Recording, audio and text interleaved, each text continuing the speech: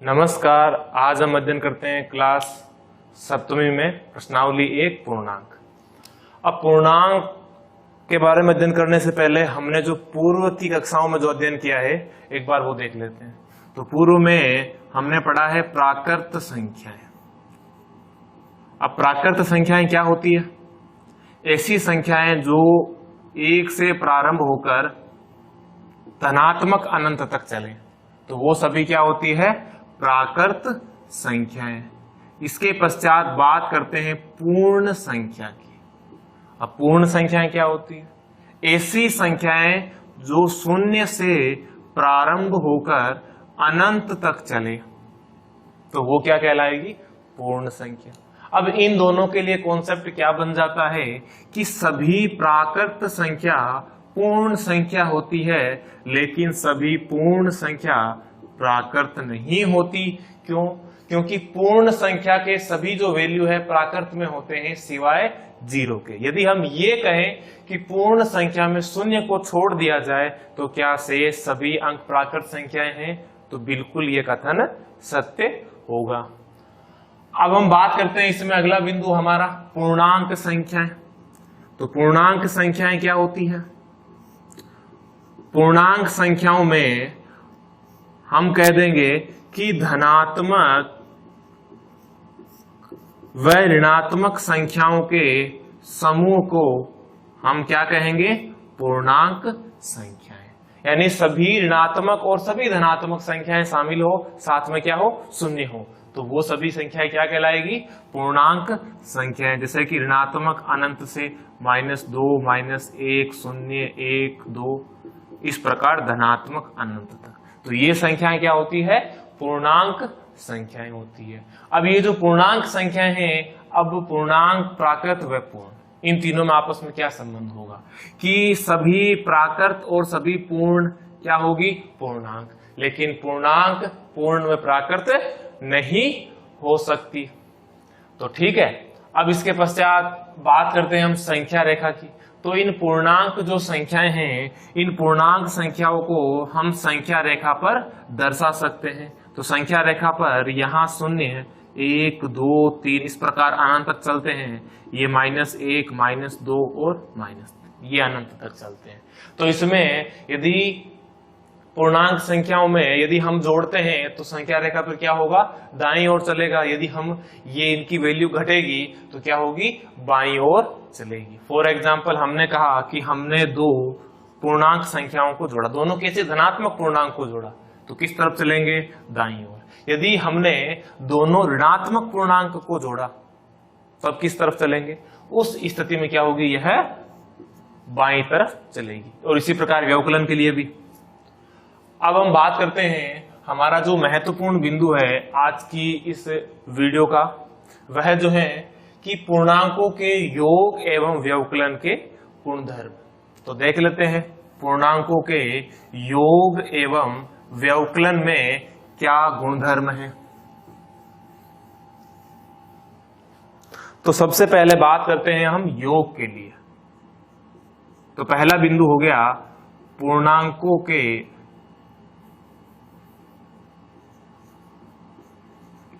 योग के अंतर्गत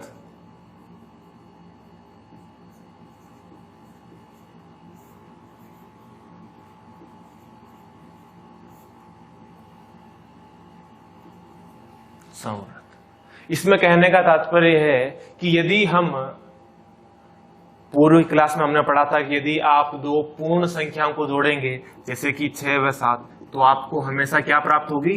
पूर्ण संख्याएं। तो ये क्या हो गया? योग का संवृत नियम। संवृत का मतलब कि जो आपने संख्याएं ली थी आपको वही संख्या प्राप्त हुई। वही मतलब कि उसी फॉर्म में जिस टाइप की आपने संख्या ली उसी टाइप की संख्या आपको प्राप्त हुई। तो हमने कहा कि योग के लिए हमने ए व बी दो पूर्णांक संख्याएं ली, तो क्या हमें सी जो है वो पूर्णांक संख्या प्राप्त होगी क्या? हमेशा? तो बिल्कुल हमें हमेशा सी पूर्णांक संख्या ही प्राप्त होगी। आप ए व बी की वैल्यू चाहे कुछ भी ले लीजिए, क्या प्राप्त हो गया? -2। आप या धनात्मक लेंगे ऋणात्मक, और पूर्णांक में क्या होता है? सभी ऋणात्मक व धनात्मक संख्याएं क्या होती है? शून्य सहित पूर्णांक संख्याएं होती, तो या तो यहाँ पर सभी, या तो यहाँ ऋणात्मक या धनात्मक या फिर शून्य, तो वो सभी संख्याएं क्या होगी, पूर्णांक। तो योग के अंतर्गत नियम क्या है, समवृत्त। अब इसी प्रकार बात करते हैं हम व्यवकलन के लिए। तो हमने लिखा व्यवकलन के अंतर्गत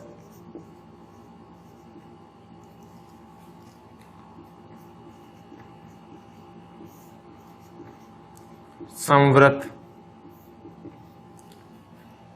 अभी हमने कहा कि हमने कोई दो संख्याएं ली a व b, यह दोनों क्या है, यह दोनों पूर्णांक संख्याएं। क्या हमें c भी पूर्णांक संख्या प्राप्त होगी क्या, निश्चित रूप से c भी हमें पूर्णांक संख्या प्राप्त होगी। यदि आप a व b के मान क्या लेंगे, पूर्णांक संख्या, तो ठीक है हम हल ले लेते हैं। तो मैंने कहा मान लीजिए ये मैंने -8 ले लिया और b का मान मैंने 2 ले लिया, तो मुझे क्या प्राप्त हो गया, -10। अभी देखिए इनको जोड़ने का भी क्या कॉन्सेप्ट है, आपको सबसे पहले संख्याओं के चिन्ह के बेस पर उन्हें जोड़ना व घटाना होता है। अब इसके बारे में चिन्हों की भी हम एक बार संक्षिप्त जानकारी प्राप्त कर लेते हैं कि आपको हमेशा ध्यान रखना है कि यदि कोई भी दो चिन्ह समान हो, उस स्थिति में क्या करना है, आपको योग करना है। कहने का मतलब आप दो संख्याओं को आप जोड़ रहे हैं, चाहे गुणा कर रहे हैं, वो कोष्टक के अंदर किसी प्रकार भी हो, उनके साथ में चिन्ह हो।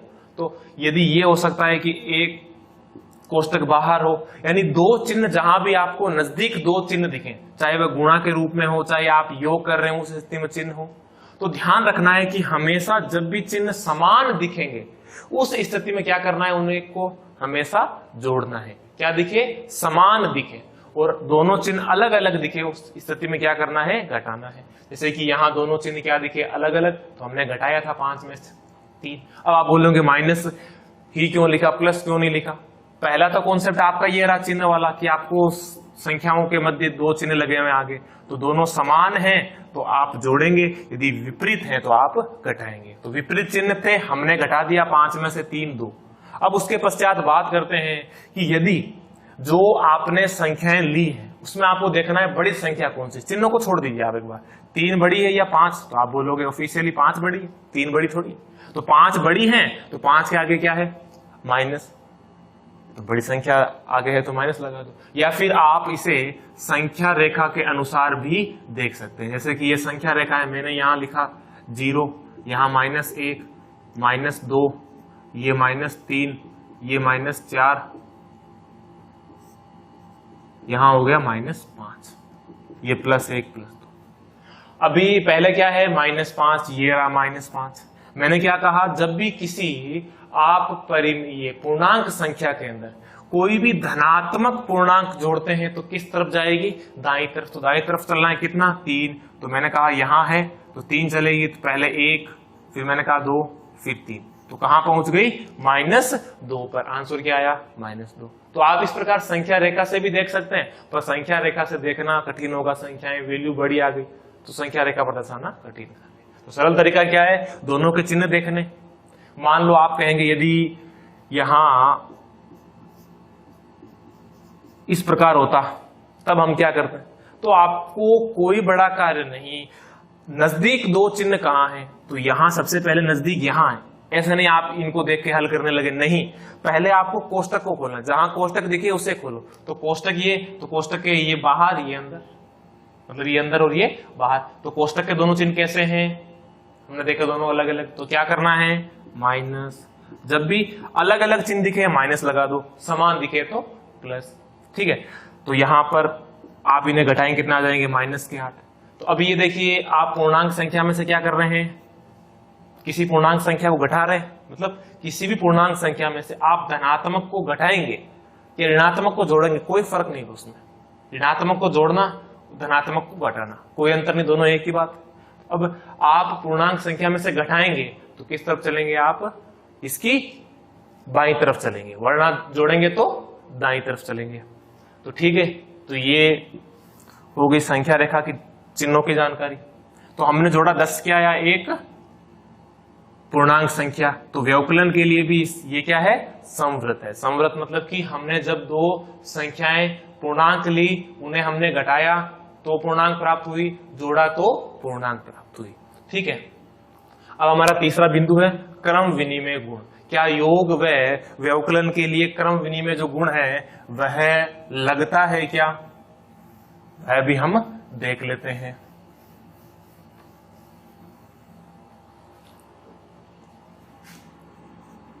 तीसरा बिंदु क्रम विनिमय।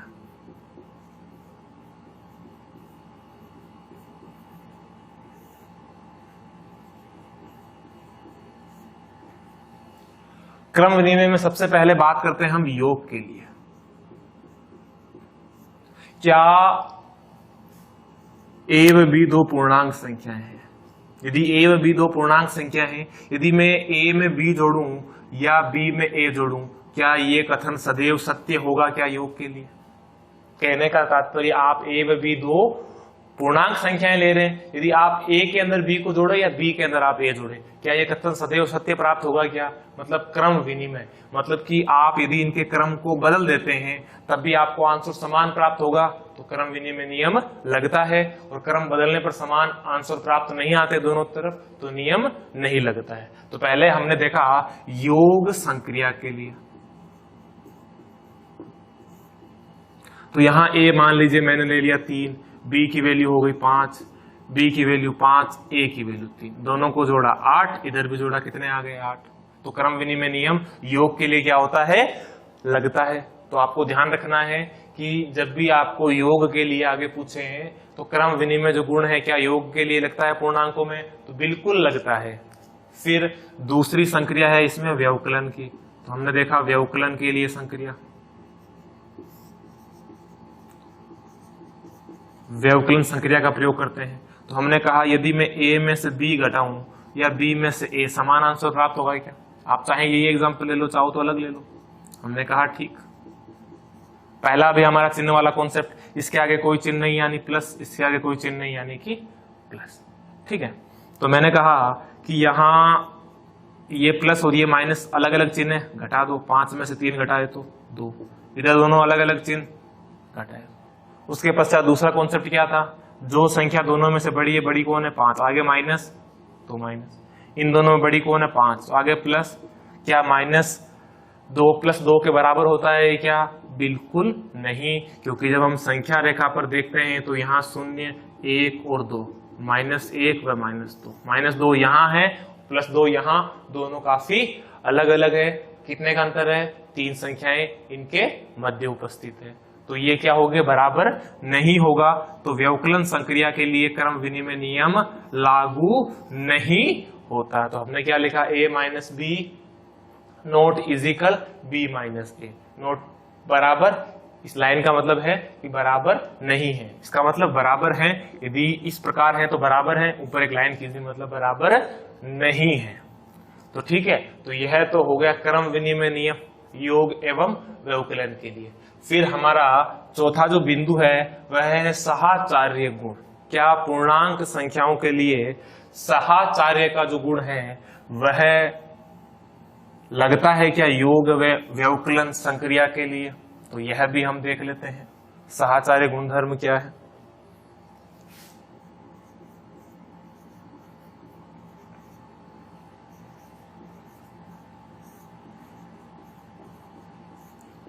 साहचर्य गुण, सबसे पहले हम बात करते हैं योग संक्रिया की।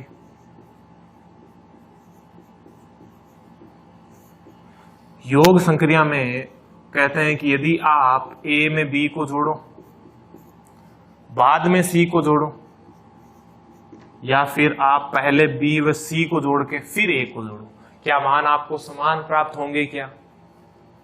ठीक है, देख लो एग्जाम्पल लेके। तो हमने कहा कि हमने एग्जाम्पल लिया a की वैल्यू 5 प्लस b की वैल्यू 3, c की वैल्यू 2। तो यहां a की वैल्यू कितनी हो गई? 5 प्लस b की वैल्यू 3, c की वैल्यू 2। तो हल करो, पहले कोष्टक वाले को हल करते हैं। दोनों के चिन्ह अंदर कैसे हैं? समान है, 5 और 3, 8 कोष्टक के अंदर, इन दोनों को जोड़ा कितने हो गए? 5। फिर कोष्टक के बाहर यहाँ कोई चिन्ह नहीं, इसके बाहर भी कोई चिन्ह नहीं, मतलब दोनों समान है। तो समान चिन्ह क्या आता है? मतलब प्लस, यहाँ तो प्लस है ही, और यहाँ भी क्या है, अंदर कोई चिन्ह है मतलब समान।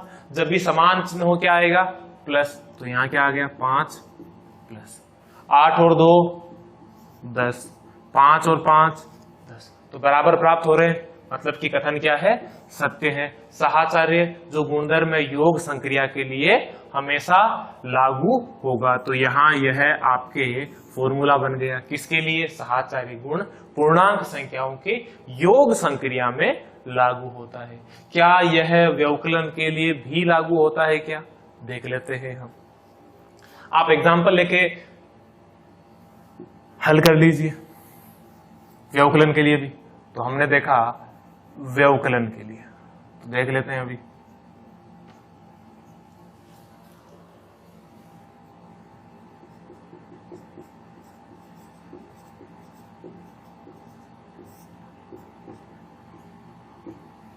ठीक है, मैंने कहा यहां मैंने ए की वैल्यू ले ली 3, बी की वैल्यू 5, सी की वैल्यू 4, ए की वैल्यू 3, फिर बी की वैल्यू कितनी हो गई 5, माइनस सी की वैल्यू कितनी हो गई 4। हल कर लो। तो वही बात पहले कोष्टक को, ये 5 ये 3 घटाए कितना आ गया, दोनों अलग अलग, ये प्लस ये माइनस, कितना आ गया 5 में 3 घटाया तो 2, बड़ी संख्या माइनस तो माइनस के 2, यहां कितना आ गया -4, 3 अपनी जगह, ये माइनस। अभी दोनों 5 ये प्लस का ये माइनस, दोनों अलग अलग चिन्ह घटाए, 5 में से 4 घटाया तो 1, बड़ी संख्या प्लस की है तो प्लस का 1। अभी इसके बाहर कोई चिन्ह मतलब प्लस और ये माइनस अलग अलग चिन्ह हो तो माइनस, कोष्टक खोल दो, ये -4, यहाँ 3, दोनों अलग अलग चिन्ह तो माइनस, दोनों समान चिन्ह जोड़ लो कितने हो जाएंगे 6, दोनों अलग अलग चिन्ह घटा लो कितने आ जाएंगे 2, बड़ी संख्या के आगे 4 तो माइनस, बड़ी संख्या 4 है ना उसका आगे माइनस तो माइनस, बड़ी संख्या 3 आगे प्लस है तो प्लस। क्या ये दोनों बराबर होंगे क्या, बिल्कुल नहीं। तो साहचर्य जो गुणधर्म है वह व्यवकलन संक्रिया के लिए लागू नहीं होता है। अब हमारा जो अंतिम बिंदु है आज का वो हम देख लेते हैं। तो अंतिम बिंदु है हमारा योज्य तत्समक। योज्य तत्समक क्या होते हैं,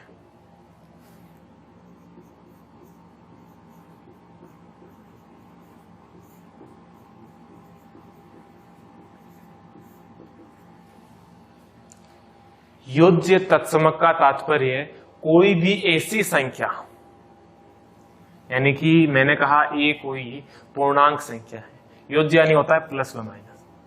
योज्य यानी क्या, मैं तत्समक यानी जो आप पूर्णांक संख्या ले रहे हैं, यानी जो संख्या ले रहे हैं वही प्राप्त हो। मतलब कि क्या मैं इस ए के अंदर ऐसी संख्या को जोड़ या घटा सकता हूं कि मेरे को जो मैं संख्या ले रहा हूं पुनः मेरे को वही संख्या प्राप्त हो, बिल्कुल। तो ऐसी संख्या कौन सी, शून्य, क्योंकि किसी संख्या में आप शून्य को जोड़ दो घटा दो क्या होता है, कोई प्रभाव नहीं होता है। चाहे मैं ए में 0 जोड़ूं तो मुझे क्या प्राप्त होगा, ए, और चाहे मैं 0 में ए जोड़ूं तब भी मुझे क्या प्राप्त होगा, ए प्राप्त होगा। तो योज्य तत्समक क्या होता है, ए में आप 0 जोड़ो तब भी ए प्राप्त होगा और 0 में ए जोड़ो तब भी आपको ए प्राप्त होगा। कैसे, मैंने कहा ए की वैल्यू 5 है, क्या ये कथन सत्य होगा, क्या बिल्कुल हमेशा सत्य होगा, क्योंकि योज्य तत्समक में यहाँ 0 के लिए प्लस माइनस मायने नहीं रखता है। माइनस वाले को मोस्टली लिखते नहीं, यदि आप लिखेंगे तब यह नहीं लगेगा। क्यों, क्योंकि माइनस में देखिए आप यहाँ प्लस है तो यहाँ माइनस और यहाँ माइनस करेंगे तो यहाँ -5 हो जाएगा, कथन क्या होगा, सत्य नहीं होगा।